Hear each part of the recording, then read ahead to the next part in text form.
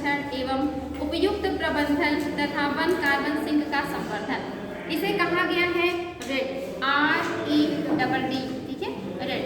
तो एक रेड है और एक रेड प्लस है, दो कार्यक्रम लाए गए हैं, एक है आपका रेड और दूसरा है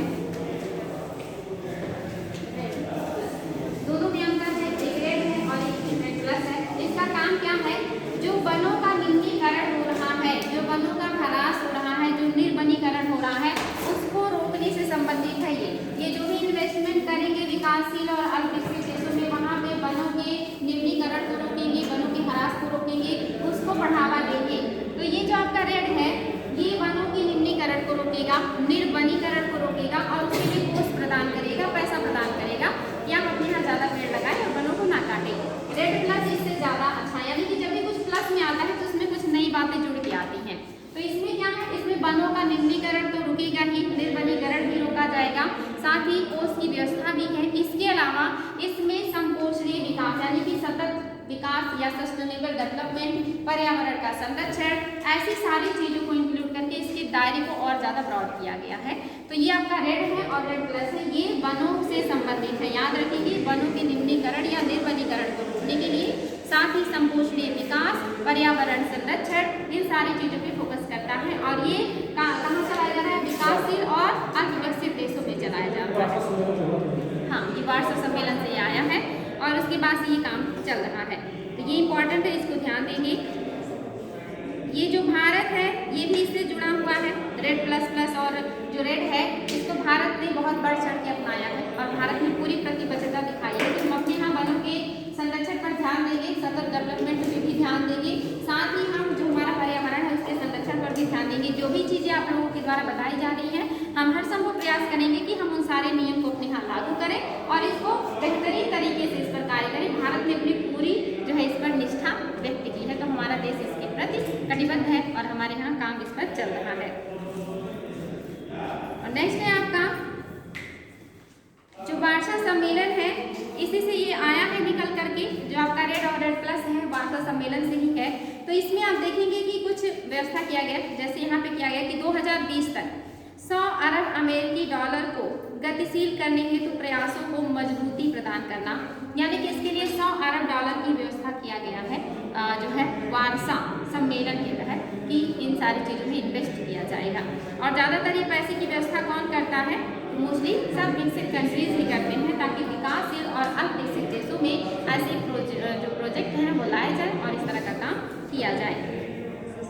इसके अलावा यहाँ पे और भी बहुत सारी चीज़ें हैं, खास करके आप देखेंगे कि जो आपके अल्पविकसित देश हैं ये भी इसमें मतलब जागरूक करने का काम किया जा रहा है, उनकी मदद भी की जा रही है, तो इम्पोर्टेंट है।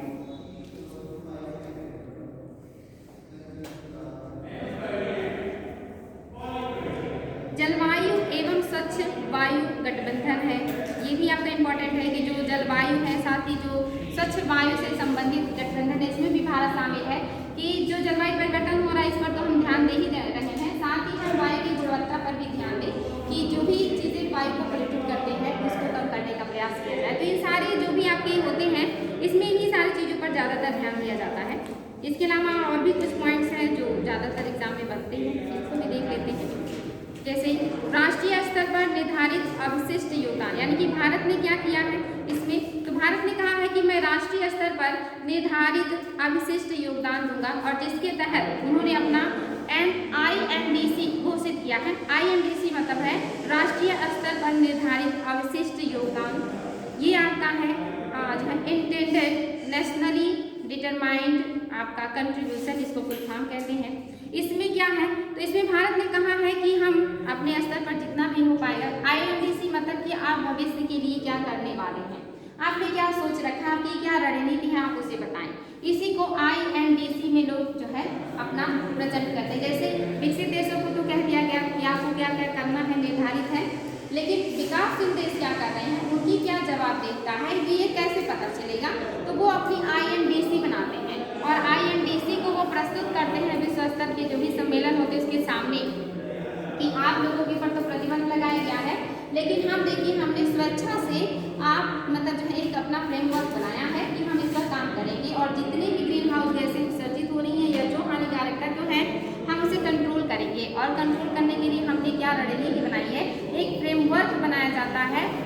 विकासशील और अल्पविकसित देशों के द्वारा स्वेच्छा से ये बाध्यकारी नहीं है, इसके लिए कोई उन्हें बाध्यकारी नहीं कर सकता, क्योंकि वो क्या नॉन एनेक्स देशों में शामिल है, उनके ऊपर कोई बाध्यता नहीं है, सारी बाध्यता विकसित कंट्रीज के ऊपर है। लेकिन उम्मीद किया जाता है कि आप भी एक जिम्मेदार नागरिक होने के नाते या जिम्मेदार कंट्री होने के नाते आपका भी दायित्व बनता है कि आपसे जो संभव हो जाए उतना काम करें, क्योंकि प्रॉब्लम बहुत बड़ी है।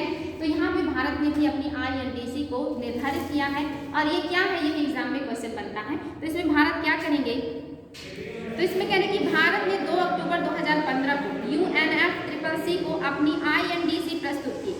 कब प्रस्तुत किया है, 2 अक्टूबर 2015। 2015-16 काफी इंपॉर्टेंट है मेरे समझौते की वजह से, और उसी समय भारत ने भी कहा कि हम भी अपना जो है एक जो मसौदा है वो आपके सामने प्रस्तुत करें कि हम भविष्य में क्या करने वाले हैं पर्यावरण के लिए। तो भारत ने 2 अक्टूबर 2015 को UNFCCC को अपना रिपोर्ट या INDC प्रस्तुत किया था, और इसमें भारत ने कहा कि अनुकूलन, मतलब अनुकूलन मीन्स होता है ना समायोजन किसी के साथ करना, ये भी करेंगे। साथ ही समन, समन मीन्स मैंने आपको बताया था नियंत्रण करना, कंट्रोल करना, शांत करना, इसका मतलब होता है समन, हम इस पर भी ध्यान देंगे। इसके अलावा वित्तीय जरूरत यानी कि जो पैसे से संबंधित जरूरतें हैं, इसमें भी हम पूरा कोशिश करेंगे कि हम अगर अपने से जो गरीब देश हैं उनकी भी मदद कर सकें, और साथ ही हम पैसे भी अपने लिए कोष भी बनाएंगे और उस कोष को इसी चीज़ में इन्वेस्ट करेंगे और इसी के लिए हमारा होगा, ठीक है, ये भी भारत ने किया है। साथ ही प्रौद्योगिकी हस्तांतरण एवं क्षमता निर्माण, यानी कि जो प्रौद्योगिकी का हस्तांतरण होता है, जैसे किसी के पास अच्छी टेक्नोलॉजी है तो वो दूसरों को भी दे, अपने से गरीब देशों को भी दे, यानी कि भारत से भी बहुत सारे देश जो है वो गरीब हैं और भारत से प्रौद्योगिकी लेते हैं, तो भारत ऐसे लोगों को प्रौद्योगिकी ट्रांसफर करेगा। ऐसा नहीं है कि हमारे यहाँ हो गया है तो हम किसी को नहीं देंगे, बल्कि हम मदद करेंगे अपने से गरीब देशों का भी, ऐसा भारत ने अपनी INDC में लिख रखा है।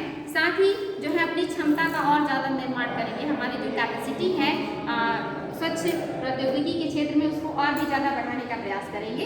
ये सारा भारत ने अपनी INDC में शामिल किया है, और ये रिपोर्ट 2 अक्टूबर 2015 को UNFCCC को भारत ने सौंपा है कि हमारा ये भविष्य के लिए जो है रणनीति है।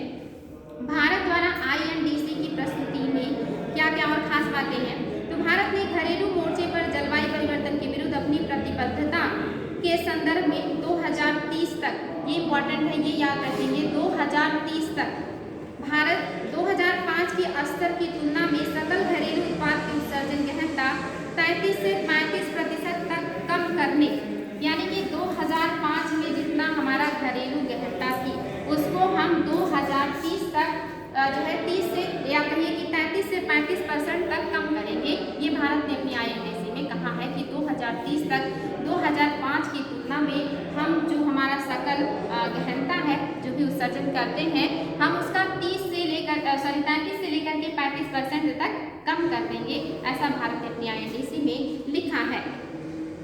साथ ही यहाँ पे इन्होंने कहा कि तक कम कर लेंगे, और 2030 तक गैर जीवाश्म ईंधन आधारित ऊर्जा संसाधनों में 40%, यानी कि आप देखेंगे कि जो हमारे गैर जीवाश्म वाले ऊर्जा संयंत्र, चाहे वो सोलर ऊर्जा हो, वायु हो, ये सारे हों, इनमें 40% की वृद्धि करेंगे। अभी हम क्या हैं, लगभग 100% जो है कोयले पे ही आधारित होते थे, धीरे धीरे करके हमने अपना 10% विकास किया, 20% विकास किया, लेकिन अभी गवर्नमेंट हमारी क्या कह रही है कि 2030 तक हम अपनी 40% जो ऊर्जा की ज़रूरत है वो हम नवीकरणीय संसाधनों से पूरा करेंगे। ये भी उन्होंने अपनी INDC में लिखा।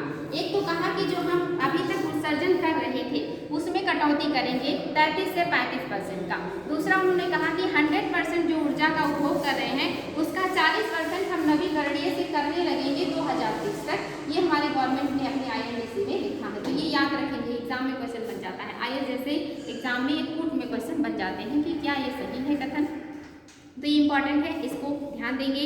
साथ ही भारत में वैश्विक निर्धन जनसंख्या के लगभग 22% लोग बिजली सुविधा से रहित, लगभग 15% लोग तथा सुरक्षित पेयजल के अभाव वाले 92 मिलियन लोग रहते हैं। यानी कि हमारे यहाँ अभी भी गरीबी बहुत ज़्यादा है।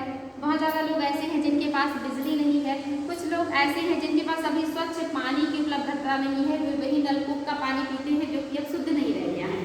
तो भारत कह रहा है कि हमारे यहाँ अभी गरीबी है, स्वच्छ पानी की उपलब्धता की कमी है, ऊर्जा का भी कमी है, सबके घरों में बिजली नहीं पहुंच पाया है। इन सारी चीज़ों की वजह से हम बहुत बेहतर जो है नहीं कर पा रहे हैं, या हमारा पूरा प्रयास है कि हम अच्छा करें, लेकिन हमें इस तरफ भी ध्यान देना है। तो मतलब इन्होंने इसका भी उल्लेख किया है कि हमारे यहाँ गरीबी है, स्वच्छ पानी ये भी बहुत सारे लोगों को नहीं मिल रहा है, ऊर्जा से भी बहुत सारे लोग वंचित हैं। तो हमें इस क्षेत्र में भी काम करना है। इस वजह से हम मतलब अपना बेस्ट एफर्ट दे रहे हैं, हम जितना कर पाएंगे वो हम करेंगे। इसके अलावा इसमें गवर्नमेंट ने और भी कुछ बातें कही हैं, जैसे कि इन्होंने कहा है कि INDC के भारत ने कहा कि INDC के महत्वाकांक्षी नवीकरणीय ऊर्जा के लक्ष्य निर्धारित किए हैं, जिसके तहत 2022 तक सौर ऊर्जा व पवन ऊर्जा के क्षेत्र में क्रमशः 100 गीगावाट और 60 गीगावाट की क्षमता स्थापित करेंगे। ये तो हमने पहले भी पढ़ा कि 2022 तक जो है सोलर ऊर्जा से हम 100 गीगावाट ऊर्जा का उत्सर्जन करेंगे, ऐसा हमने लक्ष्य रखा है। साथ ही हमने रखा है कि हम पवन ऊर्जा से 60 गीगावाट ऊर्जा उत्पादित करेंगे। ये पॉइंट भी नोट कीजिएगा, 100 गीगावाट सौर ऊर्जा से 60 गीगावाट पवन ऊर्जा से हम उत्पादित करेंगे। भारत ने ये अपने INDC में लिखा है कि हम ये करेंगे, इस लक्ष्य को हासिल करेंगे 2022 तक। 2022 तक ये दोनों लक्ष्य नोट कर लीजिएगा। सौर ऊर्जा वाला तो आप लोगों ने नोट ही किया होगा। वायु ऊर्जा से हम 60 गीगावाट जो है उत्पादन करेंगे 2022 तक।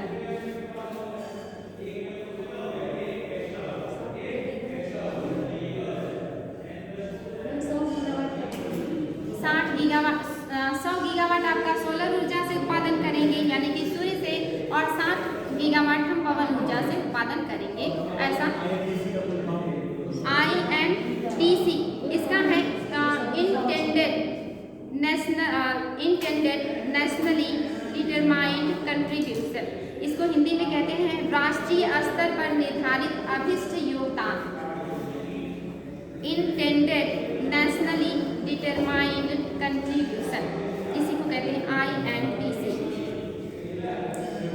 साथ ही भारत ने अपनी कटिबद्धता दिखाते हुए 8 और भी योजनाएं या 8 और प्रोजेक्ट लेकर के आया, जिसके बारे में हम लोगों ने डिस्कस भी किया कि वो 8 प्रोजेक्ट कौन से हैं और वो कौन से मंत्रालय से संबंधित है। वो सब क्या है, इसी INDC का हिस्सा है कि देखिए हम हर क्षेत्र में काम कर रहे हैं और हमारे सारे जो मंत्रालय हैं वो अलग अलग क्षेत्रों में अपना काम कर रहे हैं। तो ये सब सरकार ने INDC में अपने लिख रखा है।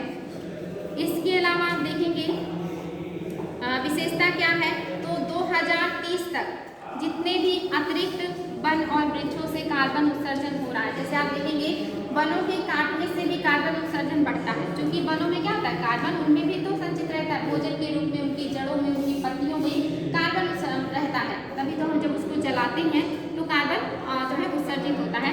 तो पेड़ को काटने से एक तो कार्बन उत्सर्जन दर बढ़ रहा है, दूसरा जो इन्वायरमेंट में है, जो पेड़ अवशोषित करते थे डेली भोजन बनाने के लिए प्रकाश संश्लेषण में, वो अवशोषण कम हो रहा है। तो कहीं ना कहीं कार्बन का जो एक तरीके से कहीं की दर और भी तेजी से बढ़ रहा है। एक तो वो सोखेंगे नहीं, दूसरा जो उनके अंदर है वो भी बाहर आ जाएगा। तो ये इसको भी क्या काम करने की बात की गई है सरकार के द्वारा कि हम इस पर भी ध्यान देंगे, ये भी INDC में है।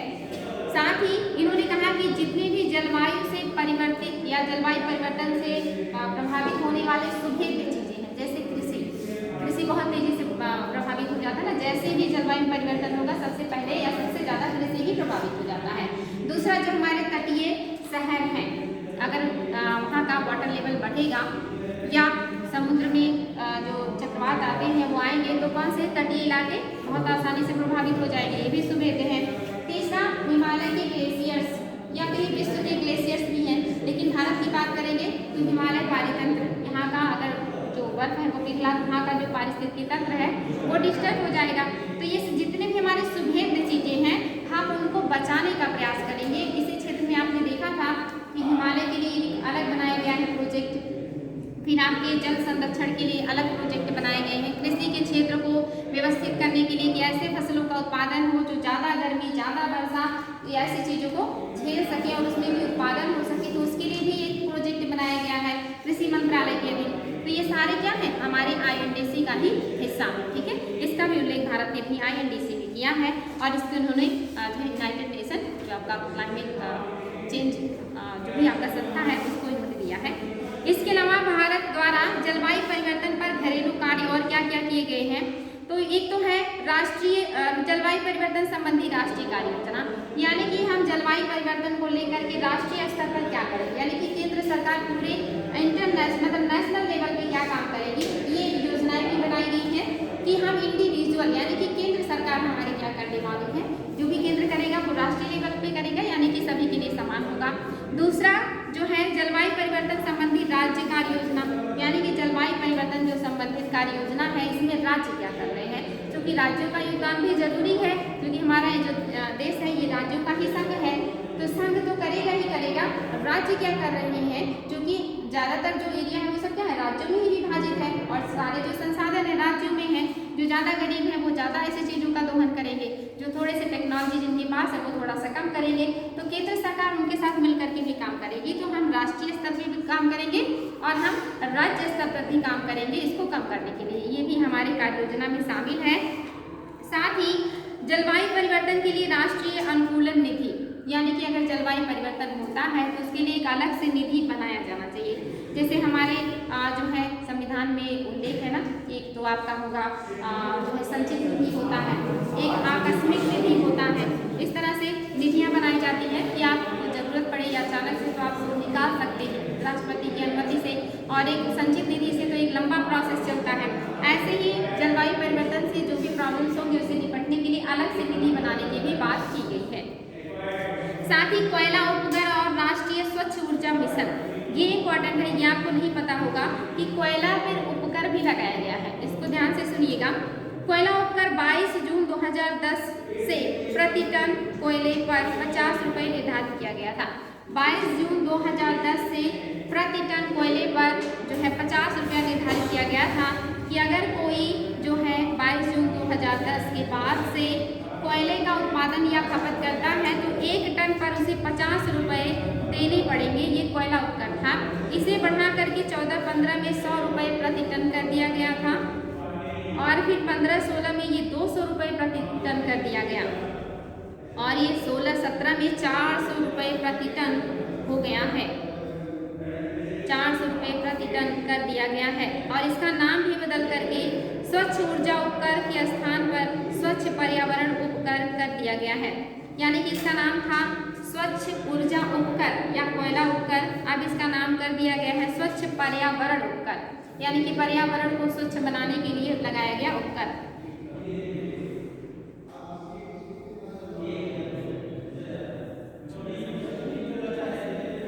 फिर से रिपीट कर दे, यस ठीक है, फिर से रिपीट कर दे रहे हैं। कोयला उपकर 22 जून 2010 से प्रति टन कोयले पर 50 रुपये निर्धारित किया गया था, जिसे बजट 2014-15 में बढ़ाकर 100 रुपये तथा बजट 2015-16 में 200 रुपये प्रति टन किया गया, और 16-17 में इसे 400 रुपये प्रति टन कर दिया गया है, और इसका नाम बदल करके स्वच्छ ऊर्जा उपकर के स्थान पर स्वच्छ पर्यावरण उपकर कर दिया गया है। और इससे जो भी रुपए मिलेंगे, यानी कि जितना ज़्यादा लोग कंज्यूम करेंगे उतना ही उपकर देना होगा, और जितना ये उपकर कलेक्ट होगा इसे किसमें रखा जाएगा, राष्ट्रीय जो आपकी स्वच्छ विकास के लिए निधि बनाई गई है, जो मैंने अभी कहा कि निधि बनाई जाएगी, उसमें जो भी आपके जलवायु परिवर्तन से प्रभावित इलाके होंगे उनको संरक्षण देने के लिए, उनके लिए काम करने के लिए उसी निधि में इसको जमा किया जाएगा और फिर ये उपयोग में लाया जाएगा। तो ये इंपॉर्टेंट है, इसको ध्यान देंगे। इसके अलावा भारत में नवीकरणीय ऊर्जा संबंधी जो है प्रगति पर भी ध्यान दिया जा रहा है, जिसमें आप देखेंगे 2022 तक हमने लक्ष्य रखा है कि 175 जो ऊर्जा का है गीगावाट, ये हम उत्पादन करेंगे किससे, नवीकरणीय संसाधनों से। टोटल 175 गीगावाट होगा, जिसमें से 100 गीगावाट आपका सोलर ऊर्जा से है, और 60 गीगावाट आपका पवन ऊर्जा से है, और साथ ही आप देखेंगे कि इसमें और भी जुड़े हुए हैं, जैसे आप देखेंगे 10 गीगावाट आपका जल विद्युत से है, और नहीं 1 मिनट, बायोमास ऊर्जा से 10 गीगावाट है, बायोमास से 10 गीगावाट और 5 गीगावाट जल ऊर्जा से या जल विद्युत है। तो ये याद रखेंगे, ये कूट में क्वेश्चन बन जाएगा कि कितने गीगावाट कैसे। हाँ बिल्कुल नोट कर लीजिए। हाँ ये आपका है जो निधि मैंने बताया है, ये जलवायु संरक्षण संबंधी निधि है।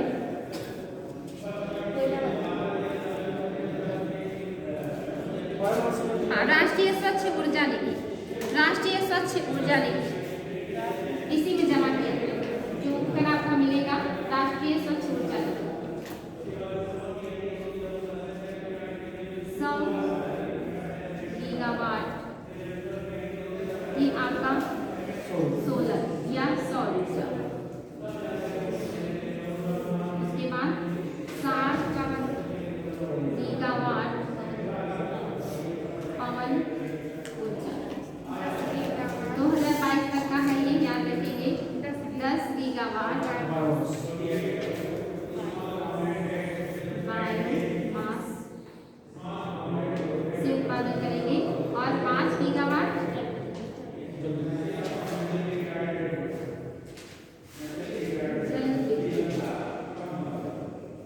ये टोटल कितने हो गए 175 गीगावाट। ये हमारा लक्ष्य है 2022 तक का, कि 2022 तक 175 गीगावाट टोटल हम स्वच्छ ऊर्जा का उत्पादन करेंगे, जिसमें से ये इंडिविजुअल एग्जाम में आ चुका है और फिर आएगा, क्योंकि भी 2022 तक का टारगेट है तो ये एग्जाम में बनता रहेगा।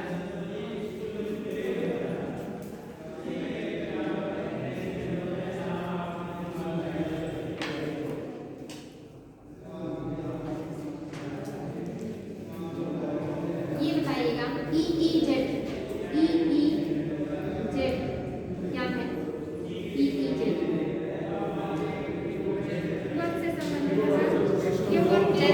जलीय क्षेत्र में 3 जोन होते हैं ना, कौन कौन से? 3 जोन होते हैं, आपको जियोग्राफी में पढ़ने को मिलेगा। ये जोन ही निर्धारित करते हैं कि कोई भी देश कहाँ तक कौन सा काम कर सकता है जल क्षेत्र में, ठीक है। देखिए आपका जो इन्वायरमेंट है इसमें भी ऊपर लगभग 100 किलोमीटर की जो ऊंचाई है वहाँ तक आपका घरेलू सीमा होता है। उसके नीचे से कोई अगर वायुयान लेके जाना चाहे तो उस देश का परमिशन लेना होगा। जैसे जब कोई दिक्कत होती है हमारे और पाकिस्तान के बीच, तो पाकिस्तान के ऊपर से जो हमारे फ्लाइट जाते हैं वो रद्द कर दिए जाते हैं, वो रूट बदल दिए जाते हैं, जो कि वो उनकी घरेलू सीमा से होके जाते हैं। तो घरेलू सीमा आपका निर्धारित है, आपका वायु में लगभग 100 किलोमीटर की जो ऊंचाई है वो आपका घरेलू सीमा। उसके ऊपर कोई कुछ भी उड़ाए आप उसे रोक नहीं सकते, लेकिन उसके नीचे अगर आएगा तो आपके घरेलू सीमा में आएगा। और समताप मंडल क्या है? इसके नीचे है, और समताप मंडल में ही वायुयान उड़ाई जाती है।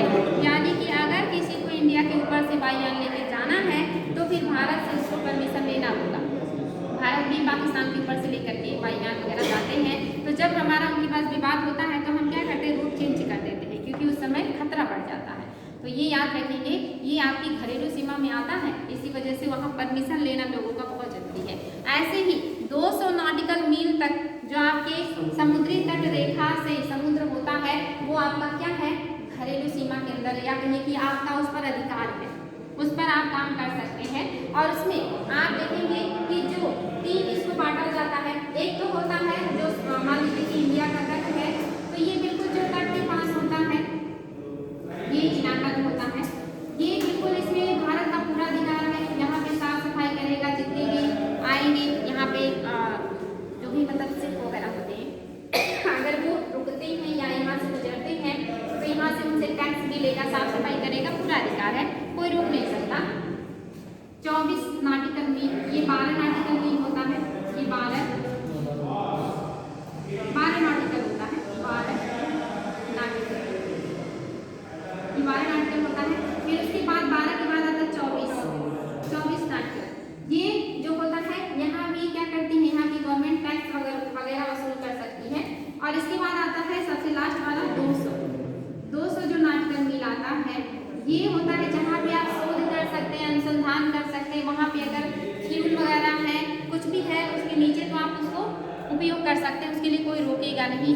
तो ये लगभग 200 नॉटिकल मील तक डायरेक्ट इनडायरेक्ट में किसी भी देश का जो है वो उसकी सीमा में आएगा।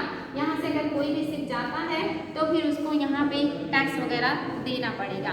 तो ये जो आपका 200 नॉटिकल मील है, इसी को क्या कहते हैं, एक्सक्लूसिव इकोनॉमिक जोन, EEZ, इसी को कहा जाता है एक्सक्लूसिव इकोनॉमिक जोन। तो ये जो इलाका है इसको भी लेकर के सरकार काम करने की बात कर रही है कि ये जो इलाका है ये हमारा अपतटीय इलाका कहलाता है, और यहाँ से सबसे ज़्यादा पवन ऊर्जा बनाया जाता है, क्योंकि समुद्रों में हवाएं हमेशा चलती रहती है, लहरें उठती हैं और लहरों की वजह से हवा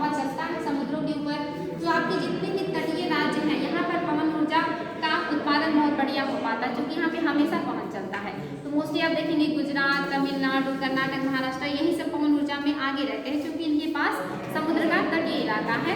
तो ये जो आपका EEZ है, इस इलाके में हमारी गवर्नमेंट पवन ऊर्जा उत्पादन के लिए जो है बात करें कि हम काम करेंगे, अपने इस EEZ में पवन ऊर्जा उत्पादन के लिए काम कर रहे हैं या संयंत्र लगा रहे हैं। ये भी गवर्नमेंट का एक तरीके से कहेंगे कि आगे का रणनीति है।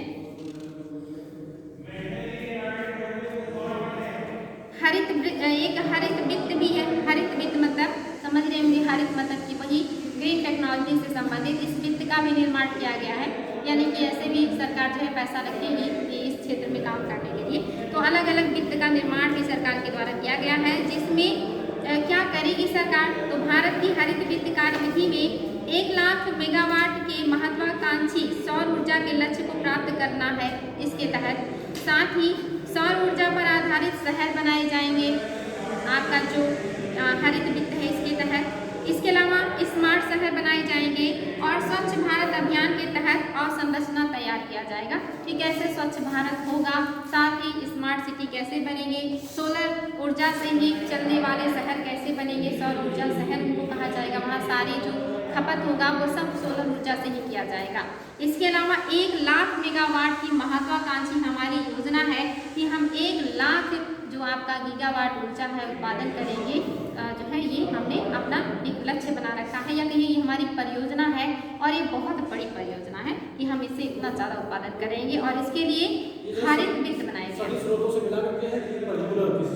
नहीं, ये आपका सोलर से है, सौर ऊर्जा से है और इसके लिए बनाया गया हरित वित्त। क्योंकि हम उष्णकटिबंधीय इलाके में हैं तो हमारे पास सूर्य की रोशनी पर्याप्त रहती है, इसलिए इस क्षेत्र में हम ज़्यादा काम कर रहे हैं। आप देख रहे हैं 100 गीगावाट हम टोटल सोलर से कर रहे हैं और फिर हमने 1 लाख का परियोजना भी बनाया कि 1 लाख गीगावाट हम सोलर ऊर्जा से उत्पादन करेंगे विद्युत का। अच्छा ठीक है, नोट कर लीजिए इसको, हरित वित्त नोट कर लीजिए, हरित वित्त। इसकी जो संकल्पना है ये रियो 20 से लिया गया है, जो आपका रियो 20 मतलब समझ रहे हैं 2012, यहीं से ये संकल्पना आई है कि हरित वित्त का निर्माण किया जाए और सब लोग इस क्षेत्र में काम करें, यानी कि ग्रीन फाइनेंस।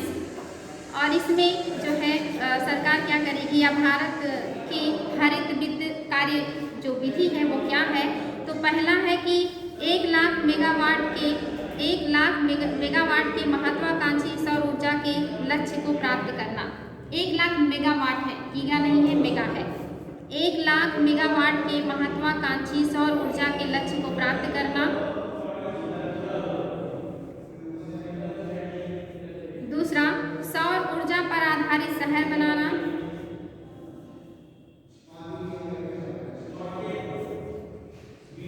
सौर ऊर्जा पर आधारित शहर बनाना। इसके अलावा है तटीय और अपतटीय पवन विद्युत परियोजनाएं स्थापित करना। तटीय और अपतटीय पवन विद्युत परियोजनाएं स्थापित करना।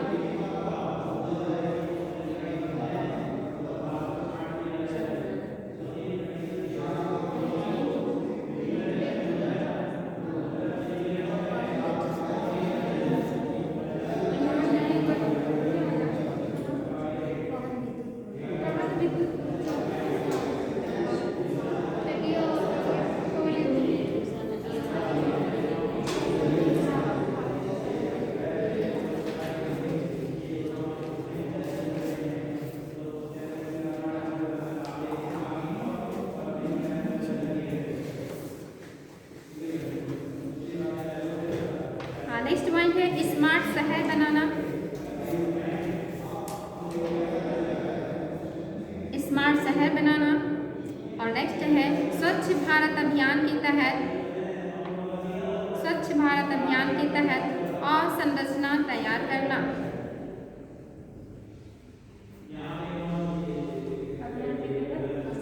हाँ, अवसंरचना तैयार करना। स्वच्छ भारत अभियान के तहत अवसंरचना तैयार करना।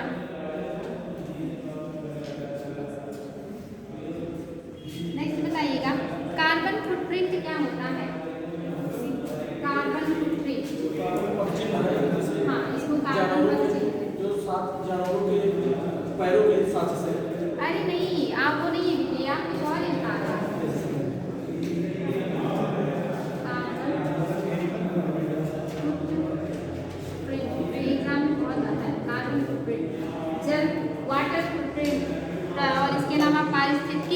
फुटप्रिंट ये आता है। और वो होता है फुटप्रिंट, यानी कि जो बाघों का गणना किया जाता है 2 विधि से, एक तो उनके पैरों की छाप को गिन के और दूसरा कैमरा वगैरह लगा करके। तो जो वो मतलब टेक्निकल होता है और ये पारंपरिक होता है। तो पारंपरिक बहुत अच्छा नहीं होता, वो दूसरा है फुटप्रिंट काउंट विधि। ये मैंने कहा कार्बन फुटप्रिंट, या इसको आप एक होता है आपका वाटर फुटप्रिंट। इसके अलावा आपका जो है पारिस्थितिकी पदछाप भी होता है या पारिस्थितिकी फुटप्रिंट भी होता है। तो इसका मतलब होता है कि कोई भी व्यक्ति या संस्था अपने जीवन काल में कितना कार्बन उत्सर्जन करता है उसी को उसका कार्बन फुटप्रिंट कहते हैं। या आप अपने जीवन काल में कितना पानी का यूज कर रहे हैं वो आपका वाटर फुटप्रिंट हो जाएगा।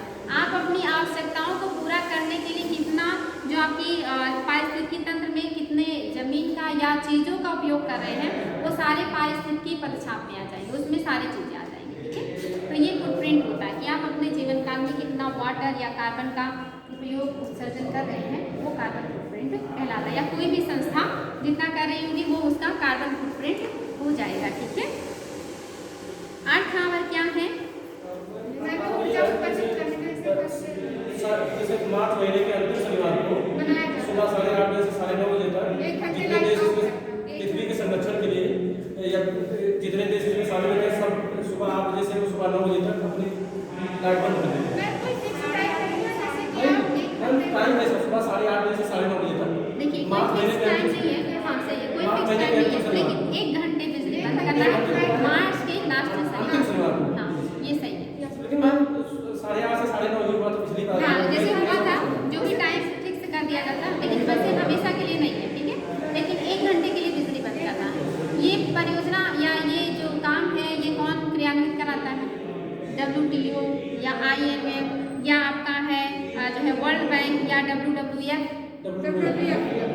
ये याद रखिएगा, ये एग्जाम में आता है। UNDP दे देगा या UNEP दे देगा। WWF ये जो अर्थ आवर है इस प्रोग्राम को लॉन्च कराता है, ये इम्पोर्टेंट है। और ये याद रखेंगे कि 2020 में क्या 28 मार्च को, और वो भी PM में है 8:30 से 9:30। ठीक है, PM, क्योंकि शाम के समय ज़्यादा बिजली बंद करने का मतलब दिन में तो वैसे कोई चलाता नहीं है, तो रात में ही ऑफ किया जाएगा। क्योंकि रात में लाइट जलाते हैं हम, और जब रात में ऑफ करेंगे तभी उसका महत्व समझ में आएगा। ठीक है, तो रात में होगा ये। तो ये रात में 8:30 से 9:30 के बीच में ऐसा किया गया था। तो अगर एग्जाम में क्वेश्चन बने कि 2020 में अर्थ आवर डे किस दिन मनाया गया था, तो ये हुआ था 28 मार्च को 8:30 से 9:30 के बीच में 1 घंटे के लिए जो बिजली है ये बंद करके इस जो है कार्यक्रम को मनाया गया। और ये WWF द्वारा या इसी संगठन के द्वारा इसको 28 मार्च, हाँ नोट कर लीजिए, वर्ष 2020 में। या ये समझ में आ रहा है, पूरा नोट कर लीजिए थोड़ा। जैसे क्या है ये? अर्थ आवर एक वार्षिक वैश्विक समारोह है। अर्थ आवर एक वार्षिक वैश्विक समारोह है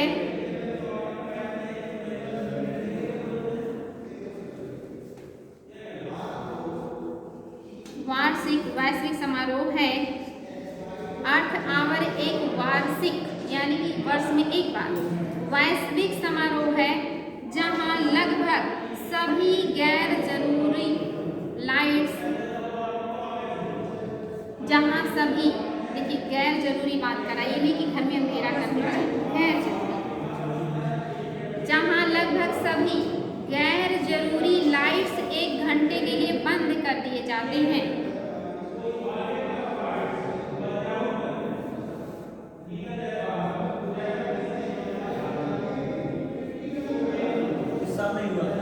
इस साल ये 2020 का है। अभी 21 का देखिएगा कि आपका जो मार्च का लास्ट संडे किस डेट पर पड़ेगा, उसी डेट में मनाया गया। ठीक है, सैटरडे। तो बस ये हर साल उसी डेट को मनाया जाएगा, शाम को 8:30 से 9:30 के बीच में दिया गया लाइट। तो ये आप हमेशा देखते रहिएगा। और ये हर साल मनाया जाता है, तो इस बार भी मनाया जाएगा क्योंकि इसमें सोशल डिस्टेंसिंग का कोई मतलब नहीं था। तो ये तो, और ये इसका मतलब ये नहीं है कि 1 घंटे हमने लाइट बंद करके ये देखा कि कितनी ऊर्जा को बचा लिया। इसका मतलब ऊर्जा बचाना बिल्कुल भी नहीं है। इसका मतलब ये है कि हम पृथ्वी को संरक्षित करना चाहते हैं, पृथ्वी को बचाना चाहते हैं। और लाइटिंग का उत्पादन ज़्यादातर जीवाश्म ईंधन से होता है, यानी कि हम उस जीवाश्म ईंधन की खपत को कम करना चाहते हैं। और जब उसका खपत कम होगा तो ग्रीन हाउस ग्रीनहाउस गैसों का उत्सर्जन कम होगा और उसी से आप देखेंगे ओजोन और आपका कार्बन दोनों प्रभावित होता है। तो उससे जब वो प्रभावित नहीं होगा, वो बढ़ेगा नहीं, तो हम सुरक्षित रहेंगे। तो पृथ्वी को सुरक्षित रखने का ये संदेश है, बिजली संरक्षित करने का संदेश नहीं है, ठीक है। और याद रखिएगा 2020 में कब मनाया गया है, तो ये 28 मार्च को मनाया गया है और 8:30 से 9:30 के बीच लाइट ऑफ करके मनाया गया था। WWF के द्वारा ये कार्यक्रम संचालित किया जाता है, ये पॉइंट जरूर याद रखिएगा। इतना क्लियर है? चलिए थोड़े क्वेश्चन के जवाब दीजिएगा। क्वेश्चन है, निम्नलिखित में से कौन सा कथन कार्बन के सामाजिक मूल्य पद का सर्वोत्तम रूप से वर्णन करता है? कार्बन के सामाजिक मूल्य पद का, कार्बन के सामाजिक मूल्य पद का वर्णन करता है। कॉमन सेंस का क्वेश्चन है। पद का सर्वोत्तम रूप से वर्णन करता है। आर्थिक मूल्य के रूप में यह निम्नलिखित में से किसका माप है? क्वेश्चन फिर से सुनिए, निम्नलिखित में से कौन सा कथन कार्बन के सामाजिक मूल्य पद का सर्वोत्तम रूप से वर्णन करता है? आर्थिक मूल्य के रूप में यह निम्नलिखित में से किसका माप है? तो पहला है, प्रदत्त वर्ष में 1 टन CO2 के उत्सर्जन से होने वाली दीर्घकालीन क्षति। दूसरा है, किसी देश की जीवाश्म ईंधन की आवश्यकता जिन्हें जलाकर देश अपने नागरिकों को वस्तुएं और सेवाएं प्रदान करता है। तीसरा, किसी जलवायु शरणार्थी द्वारा किसी नए स्थान के प्रति अनुकूलित होने हेतु किए गए प्रयास। और चौथा है, पृथ्वी ग्रह पर किसी व्यक्ति विशेष द्वारा अंश दत्त कार्बन पदचिह्न। पहला सही है, जो 1 टन कार्बन उत्सर्जन हम कर रहे हैं उसी को लेकर के है कि प्रदत्त वर्ष में 1 टन कार्बन या CO2 के उत्सर्जन से होने वाली जो दीर्घकालीन क्षति है, इसी की बात कर रहा है। इसी को कहते हैं कार्बन के सामाजिक मूल्य का आर्थिक मूल्य के रूप में आकलन, ठीक है। नेक्स्ट है आपका मोमेंटम फॉर चेंज या क्लाइमेट न्यूट्रल नाउ। यह पहल किसके द्वारा प्रवर्तित है? जलवायु परिवर्तन और अंतर सरकारी पैनल द्वारा। दूसरा, UNEP सचिवालय द्वारा। तीसरा, UNFCCC सचिवालय द्वारा। और चौथा, विश्व मौसम विज्ञान संगठन UNFCCC, यही सबसे ज़्यादा ब्रॉड स्तर पर काम करता है। और आपको पता भी है कि जो क्लाइमेट से संबंधित और इन सारी चीज़ों से संबंधित है, ये आपका UNFCCC है। तो यही जो है करता है, इम्पॉर्टेंट है ये। नेक्स्ट है आपका, निम्नलिखित युग्मों को सुमेलित कीजिए। नहीं सॉरी, सुमेलित कौन सा सही सुमेलित है? बहुत ही बढ़िया क्वेश्चन। अगर आपने इसको गलत किया तो आप लोगों की पिटाई होगी, क्योंकि ये बहुत ही अच्छा क्वेश्चन है, बहुत ही अंडरस्टैंडिंग, क्योंकि मैंने इसको बहुत अच्छे से समझा है, इसलिए मैं इसको नोट कर रही हूँ। आप लोग इसको देखें कि कौन सा मैच नहीं है, या सॉरी कौन सा मैच है। तो एक तरफ है NX फर्स्ट, उसके बाद है दूसरा प्रमाणित उत्सर्जन कटौती। प्रमाणित उत्सर्जन कटौती।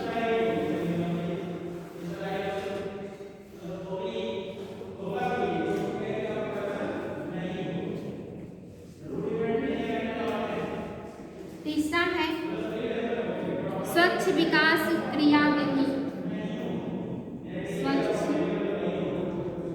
विकास क्रियाविधि, इसी को कहते हैं CDM, ग्रीन मैग्नीशियम, ठीक है। अब सामने दिया है कार्टाजेना प्रोटोकॉल। ये पूछा किससे संबंधित है और कौन सा सुमेलित है?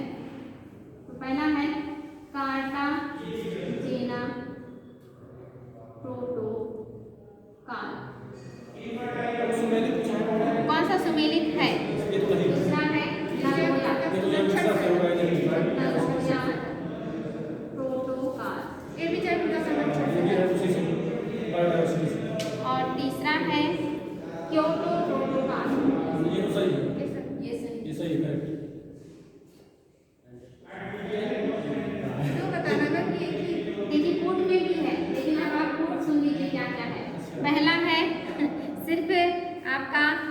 पहला दूसरा, दूसरे में है दूसरा तीसरा, तीसरे में केवल तीसरा,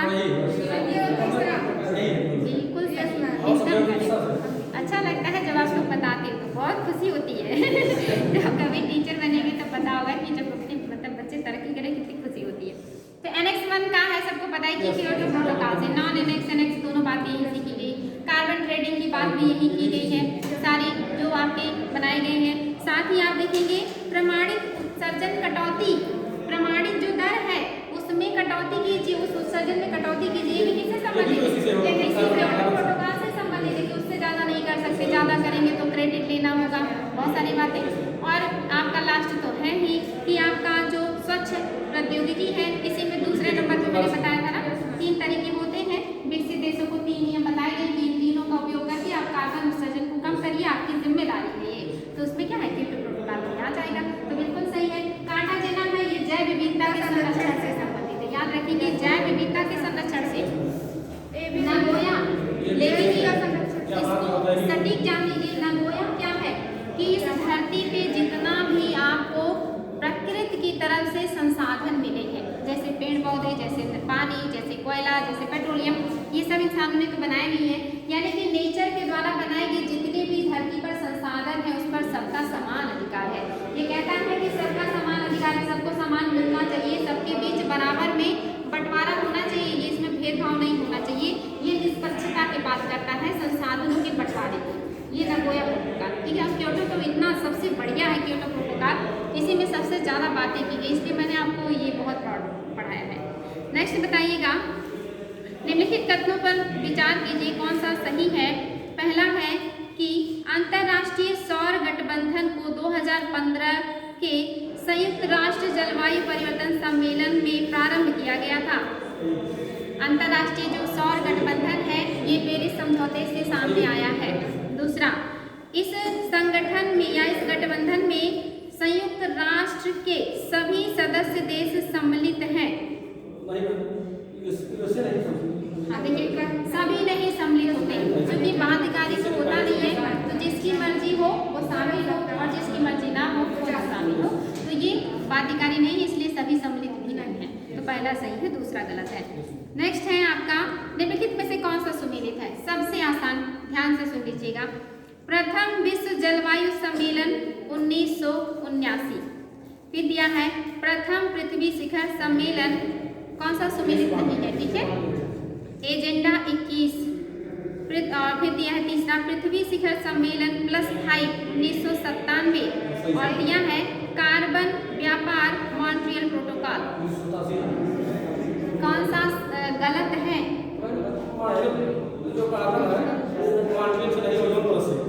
ये कार्बन व्यापार क्योटो प्रोटोकॉल से संबंधित है ना, तो यहाँ मॉन्ट्रियल नहीं बल्कि क्योटो होना चाहिए था। इसीलिए ये गलत हो गया, इसीलिए तो ये गलत हो गया। तो गलत ही पूछा था आपको, गलत ही बताना था। तो ठीक है बच्चों, रहने देते हैं, पूरा अंधेरा छाया हुआ है